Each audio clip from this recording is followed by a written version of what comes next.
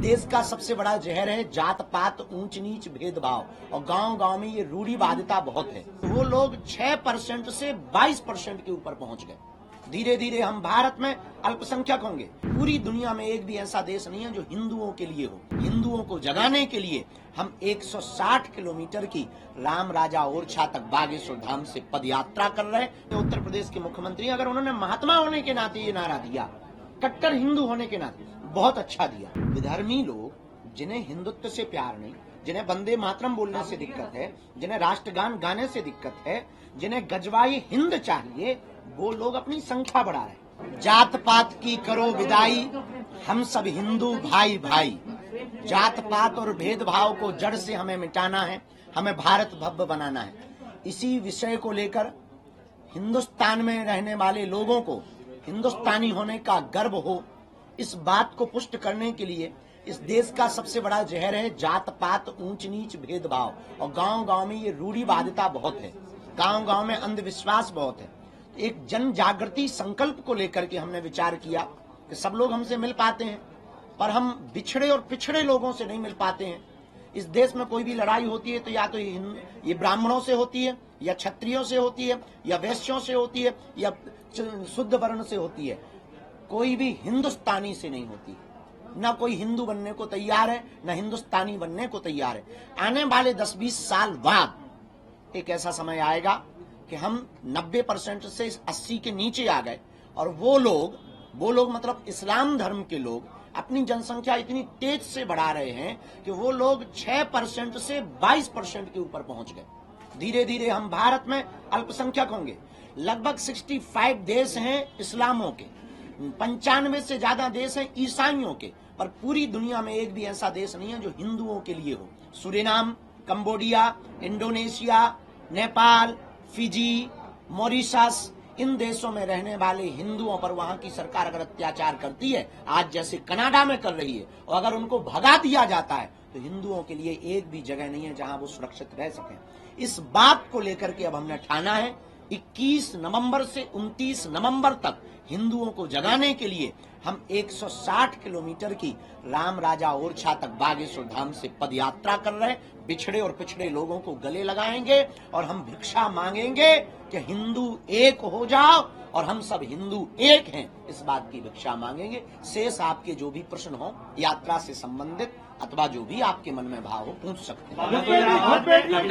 एक बटेंगे तो बटेंगे पे जो चल रहा है, बटेंगे तो कटेंगे को लेकर के लगातार मुंबई में भी अब निमंत्रण छप रहे हैं शादी के, उसमें भी लिखा जा रहा है कि कटेंगे तो बटेंगे। बिल्कुल बटेंगे तो देखिए, एजे किसी भी राजनेता के ऊपर हमने ना आज तक टिप्पणियां की है, ना कोई जवाब दिया है। हमारे स्वभाव में है, क्योंकि हमारा रास्ता एक अलग है, आध्यात्मिक रास्ता है। पर अगर वो एजे मुख्यमंत्री, जो माननीय उत्तर प्रदेश के मुख्यमंत्री, अगर उन्होंने महात्मा होने के नाते ये नारा दिया, कट्टर हिंदू होने के नाते, बहुत अच्छा दिया। लोगों ने अपनी अपनी दृष्टि से देखा, हमने इसको ऐसे देखा कि अगर हम भारतीय आपस में बटेंगे तो चीन वाले हम लोगों को काटेंगे, पाकिस्तान वाले हम लोगों को काटेंगे, हम लोगों को विदेशी ताकतें काटेंगे। और सही भी है, इसलिए भारत के प्रधानमंत्री ने कहा एक रहेंगे सेफ रहेंगे। पर एजे अगर कोई पॉलिटिकली बयान कहो तो इस पर हमारी कोई टिप्पणी नहीं, पर हिंदुस्तानी होने के नाते ये टिप्पणी है कि हम भारतीयों को बटना नहीं है, बटेंगे तो सच में। लेकिन घुसपैठिए लगातार आ रहे हैं, घुसपैठियों को लेकर के भी चर्चा चल रही है कि घुसपैठियों को बाहर करना चाहिए। खासकर झारखंड में, लेकिन झारखंड में सिलेंडर देने की बात हो रही है कि उन्हें सिलेंडर दिए जाएंगे। देखिए, एक सबसे बड़ी इस देश की दिक्कत है, इस देश में बहुत प्रायोजित तरीके से षड्यंत्र चल रहा। विधर्मी लोग जिन्हें हिंदुत्व से प्यार नहीं, जिन्हें वंदे मातरम बोलने से दिक्कत है, जिन्हें राष्ट्रगान गाने से दिक्कत है, जिन्हें गजवाई हिंद चाहिए, वो लोग अपनी संख्या बढ़ा रहे, बच्चे भी ज्यादा पैदा कर रहे, और विदेशों में उनके रहने वाले इष्ट मित्र, बांग्लादेश, अगल बगल रोहिंग्या, उनको बुला बुला करके भारतीय नागरिक बना करके वोट बैंक को बढ़ाकर अपनी सत्ता जमाना चाहते हैं। इसलिए भारत की सरकार को, हमको और आपको इसी वक्त जगना पड़ेगा कि हम विदेशी शरणार्थियों को, उन विधर्म देश विरोधियों को देश में पनाह नहीं देंगे। प्रयागराज में कुंभ होना है, ये चर्चा होने लगी है कि जो सनातन के फॉलोअर्स नहीं है उनका वहाँ पे क्या काम, उनकी दुकानें या वो वहाँ। बिल्कुल हमने कहा है, हमने ये कहा मेरे अंगने में तुम्हारा क्या काम। भाई मक्का मदीना में हमें नहीं बुलाया जाता, आप इतने ही उदारवादी गंगा जमुनी क्यों, मक्का मदीना में हमारी दुकान लगवा दो, हम भी गरीब ही हैं भैया। आप इतने भारत में हिंदू गरीब हैं, आपकी मजारों के सामने हम लोगों की दुकानें नहीं लगती, तो मेरे अंगने में तुम्हारा क्या काम। आपको त्रिवेणी का ज्ञान नहीं, संगम का ज्ञान नहीं, संतों के मान का पता नहीं, कथा का आपको पता नहीं, संतों की महिमा का पता नहीं, खालसा क्या होते हैं, पंथ क्या होते हैं, इसके बारे में आपको पता नहीं, तो आप वहां जाकर के करोगे क्या, धंधा करके मूत्र कांड करोगे, थूक कांड करोगे। इससे बेहतरीन ये है मेरे अंगने में तुम्हारा क्या काम। हम तुम्हारी मस्जिदों में नहीं घुसते, तुम हमारे, और हमारे हिंदू तुम्हारी मस्जिदों में घुसे जूते मारो। एक अंतिम सवाल मेरा ये, शास्त्री जी, आरएसएस को अगर कोई आतंकी संगठन का, आरएसएस चूंकि सनातन को बढ़ाता हुआ है, तो इस पर आप क्या कहेंगे? देखिए, अब बोल कौन रहा है ये बड़ा महत्वपूर्ण है। कांग्रेस के बड़े, अब ये हम पॉलिटिकली, इसीलिए हम आरएसएस को कहे। देखिए, कमेंट हम किसी राजनेता पे इसलिए नहीं करते क्योंकि हम एक पार्टी हैं। गुरुजी, बुलडोजर कार्रवाई, सुप्रीम कोर्ट ने एक जजमेंट दिया जिसमें कहा कि आगे से नहीं होगा, घर जो है उम्मीदों का घर होता है, तोड़ना नहीं चाहिए, ये सारी चीजें कही। अब जो भी तोड़ेगा अधिकारी पर कार्रवाई होगी, इसे कैसे देखते हैं? क्योंकि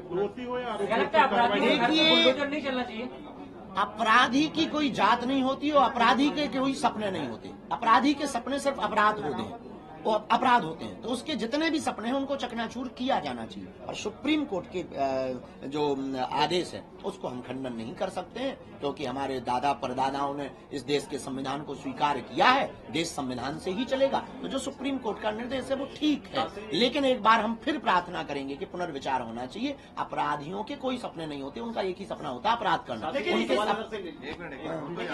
सनातन के लिए इतने वक्त से लड़ाई लड़ रहे हैं, आपको राहुल गांधी से उम्मीद है कि वो सनातन में आपके लिए सहयोगी? हमें तो आपसे भी उम्मीद दिख रही है।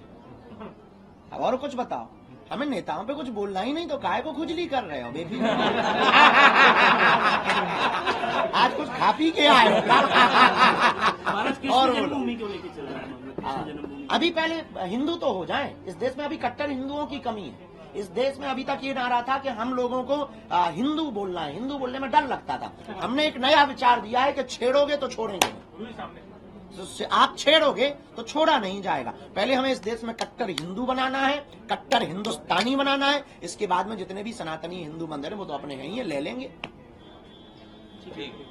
और कोई बात। इसलिए पदयात्रा में सभी हिंदुओं को अब करो या मरो की बारी है। भारत पर संकट भारी है, इसलिए अब घर से बाहर हम हिंदुओं को निकलना होगा। तौकीर रजा ने कहा है कि हम जाम कर देंगे, वो कानून की रूह कांप जाएगी, हिंदुओं की रूह कांप जाएगी। तौकीर रजा को हम धन्यवाद दे रहे हैं कि तुमने हिंदू जगाने के लिए एक नया संग्राम छेड़ा है। तुम कह रहे हैं कि हम जो है दिल्ली तक, जयपुर से दिल्ली तक आएंगे और जाम करेंगे और हिंदुओं की रूह कांप जाएगी। तौकीर रजा साहब, ये देश संविधान से चलेगा, कानून से चलेगा। तुम कह रहे हो कि तुम जाम करोगे तो रूह कांप जाएगी, हम भी आएंगे तो तुम्हारी भी। सियावल रामचंद्र की जय।